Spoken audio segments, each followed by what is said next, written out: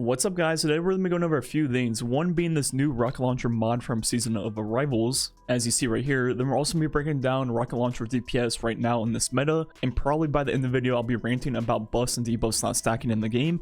So that's going to be the topic of today's video. First, starting off with the mod and talking about that. So looking at what the mod does, it's going to be a solar arrival mod, where while charged with light, dealing damage with a rocket launcher to a powerful combatant. By the way, that is a lie. It can be any combatant, not a powerful one. Gives you a major increase to rocket launcher damage for a short time, consuming 1 stack of charge with light. So looking at what that does, first without the mod at all, we hit for these two numbers right here. Then we put it on the mod, it will go up by 20% to these numbers. So the mod is a 20% increase, which is not great, but not terrible. And the buff only lasts for 1 rocket. Even if you have a clown cartridge rocket launcher with a 2 magazine, by the time you shoot the second one, the buff is already gone. So it's only 1 shot per buff usage. But this is where the mod becomes completely useless. If you put down Empire Rift or any other buff, it does not stack with them at all. As you saw with Empire Rift, it was still only that 20% increase, so it did not overlap and stack. If I put down Weapons of Light, the number does go up to 35% more damage. But that's because that is what Weapons of Light is, and not because of the fact that they're stacking. So when you're doing boss DPS and you have either the well buff or Weapons of Light, both of those will override this mod, and this mod will be doing nothing for you. Well, let's say you were in a situation where you weren't in a team and you didn't have a well or bubble. Well, you could just use high energy fire instead, which is also a 20% buff, which lasts forever until you kill the thing. So it'll work on all of your shots. So yeah, this mod is pretty much pointless. Pretty much no reason to ever put it on. The only thing I can think of that might make it useful is a Wardcliff coil build, where you use it for ad clear and you'll have that 20% buff on every shot. But once again, do you need 20% more damage on coil for red bars? Probably not. But if you did want to use that build, it's pretty simple to do. You just need the rocket launcher mod, then you need stacks on stacks, and you need either taking charge or blast radius. One of those two mods become charged with light, and that is a cool build you can do. But once again, I don't really see the point of it. Now moving on to the second part of this video, which is gonna be rocket launcher DPS.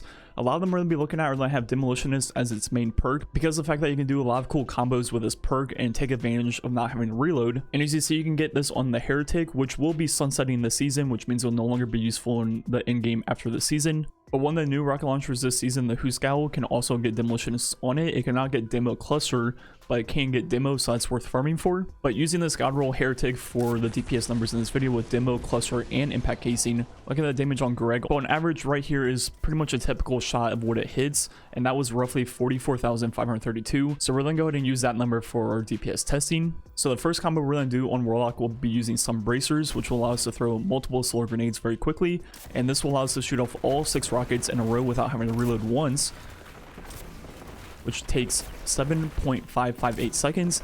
So to get the DPS of this combo, we also need to look at solar grenades on Greg. Looking at the DPS of the tick rate, it's gonna be roughly 7,000, as you'll see, and each solar grenade lasts for over 8.3 seconds, which results in roughly 7,000 DPS on the solar grenade. But the thing about solar grenades is once you have more than one on the same enemy, the tick rate does not stack, and the only thing that hits is the impact of the second, third, fourth, fifth, and sixth grenade. So adding all that stuff up with the rocket, this entire combo does almost 45,000 DPS, which isn't the best thing ever, but it's actually not too bad. But a huge weakness of rockets is their total damage output. With 6 rockets, it only hits 267,000 total damage, which is pretty bad. And even if you put on double rocket launcher reserves, it only goes up to 8 rockets, which means 356,000 total damage, which is a little bit better, but still not that great. Moving on to the combo you can do on Titan, pretty much the only one you can really do is Armamentarium with a Void Grenade. And this season, on top of that, we have Oppressive Darkness to give ourselves a debuff, which will help a little bit with this build. But pretty much what you do for this is just shoot a rocket, throw a grenade, shoot a rocket, throw a grenade, shoot a rocket. So you can only do this 3 times. And that took 3.087 seconds. So once again, to look at the combo DPS of this entire build, we also have to look at the magnetic grenades on Greg, which actually hit for a lot, almost 27,000 per grenade. So this entire combo is 69.2 thousand DPS, which is very good, but also we have a 30% debuff, so the other one would have went pretty high too if someone else debuffed for us. Now moving on to Hunter, there's gonna be 2 different ones. First one being a Void one, very similar to the one we just did on Titan, but now with double dodges instead of double grenades. Then we're also gonna be using Marksman Dodge with those double dodges so we can reload twice. And what you do this time is shoot a rocket, throw a grenade. So the first reload is with demo, then the last 2 reloads are with your dodges. So you can do 4 rockets in a row. The last 3 will be with debuff. Once again, looking at the Vortex nade DPS on Greg, it's going to be the same as the Solar but with a 30% debuff, so roughly 9.1 thousand DPS, which means this combo is 55.4 thousand DPS, which is pretty good, but once again, that is with a 30% debuff compared to the Warlock one, which didn't have a debuff. And the second build on Hunter you can do will be on Middle Tree Solar, because of the fact that you're going to be able to get your dodges back very quickly. So what we can do is shoot and dodge to reload, and then throw your throwing knives to get the enemy to burn, dodge again, throw a grenade for your third reload, and then dodge for your fourth and dodge for your fifth. It's pretty hard to pull off, but you can get off all 6 rockets in 9.6 seconds, which is pretty good. Looking at the damage of the throwing knives and grenade on Greg, they're going to hit for pretty decent damage, both hitting roughly 30,000 including the burn damage. So the DPS of that entire combo is roughly 32,000, which is pretty bad. And if you thought that was bad, now look at what happens if you don't do one of these combos and you just reload the rocket every single time. So shooting off all 6 shots with 5 reloads, it's going to take a very long time. At roughly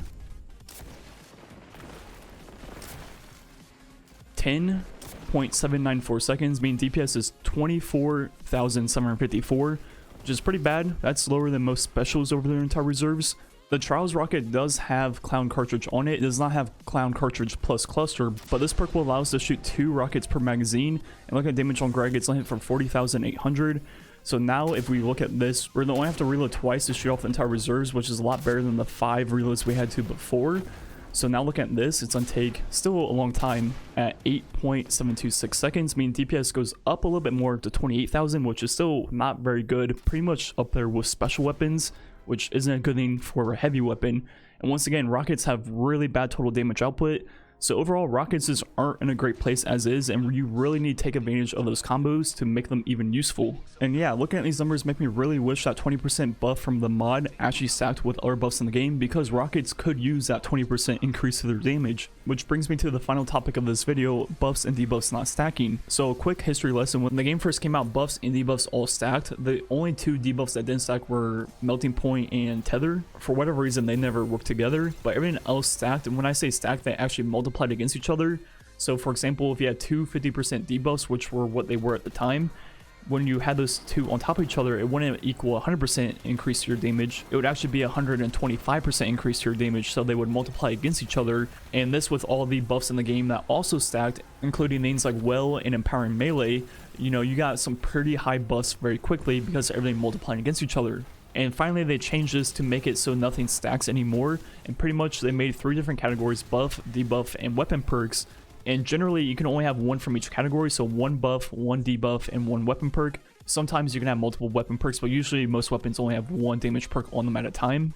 So for example, you would have the highest buff, Weapons of Light, you would have any of the debuffs, which are all 30%, then you'd also have a weapon perk, for example, Firing Line. And there were pros and cons of both things. So when the buffs and debuffs all stacked, the pros of that system were that you needed multiple people on your team to reach the highest buff possible, which means pretty much everyone on your team was useful. It wasn't like, oh, we have a bubble, we're good, that's all we need. You had someone using Tractor Cannon, you had someone using Melting Point, you had someone using Well, you had people applying Empowering Melee, and depending on how long the boss fight was, you had multiple melting points. So overall, there was a lot of moving parts, and it took a lot of coordination and made everyone on the team useful, compared to now where you just drop bubble, one person has the debuff, whatever it is, then yeah, that's pretty much it. The con of the system where everything stacked was the fact that if you were taking advantage of all the debuffs and buffs in the game, bosses died very quickly.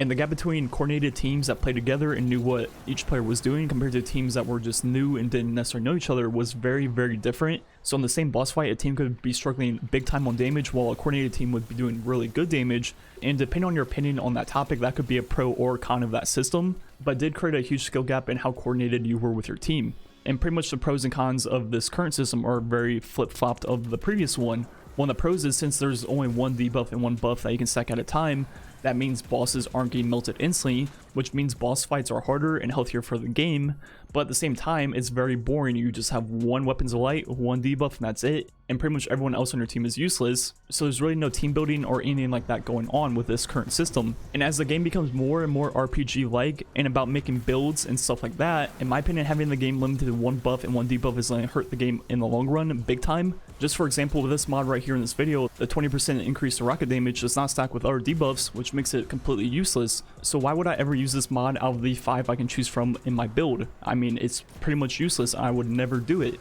And even at that, Bungie can't even follow their own rules. For example, Power of Rasputin stacks with both debuffs and buffs and is a 10% increase that doesn't follow any of the rules. Then for another example, the Surprise Attack mod, which increases sidearm damage by 2x, does stack with buffs, which doesn't make sense when Lucent Blade, then this rocket mod doesn't. So like, what is going on here? So I'm not suggesting going back to what it was before where everything multiplied against each other. I do agree that got out of hand and made bosses way too easy and they just kind of fell over. But I do think buffs and debuff stacking is very important for the direction this game is going. So what I would do would be a middle ground where they do stack, but instead of it being exponential where they all multiply against each other, I would have each buff be lower and lower as they got applied. For example, let's say right now with just the debuffs, which are all 30%, right now if you have 1, obviously your damage goes up by 30%. If you have 2, right now it does nothing. But back in the day, it would have been 1.3 times higher. So you take 1.3 times 1.3, and that would have resulted in a 69% increase to your damage. So they multiplied against each other. But what I'm suggesting is on the second one, it would only go up by 15%, half of what it should have been. Then if you had a third one, it would go by half of 15%, so 7.5%. So as you go more and more layers into your buffs and debuffs, it'd be lower and lower percent. And what this would do would allow more coordinated teams to take advantage of all of these buffs and debuffs. And as you had more and more, it'd be less and less useful, but your damage would be a little bit higher than it was before without it. So for the very coordinated teams, there'd be purpose in having a good team build and making sure you have all these different things going on at the same time. But it wouldn't be so crazy that it would be the must-have thing. If you weren't doing that, you wouldn't be able to kill the bosses. So it'd reintroduce that skill gap of needing more coordination to pull off really fast boss fights. But then for the teams that weren't as coordinated, having your one buff, your one debuff still would get the job done. It wouldn't be as big as a gap if you weren't taking advantage of all those different things overlapping. And overall, that would be my middle ground for this topic. I definitely think something needs to be done, because as we get more and more of these different buffs and mods in the game that increase damage, then you just find out they don't stack with buffs. It's like, what's the point of even doing this? So something definitely needs to change in my opinion. Anyways, let me know what you think about that topic and rockets in general right now. That's me for the video. Thanks for watching. Catch you guys next time.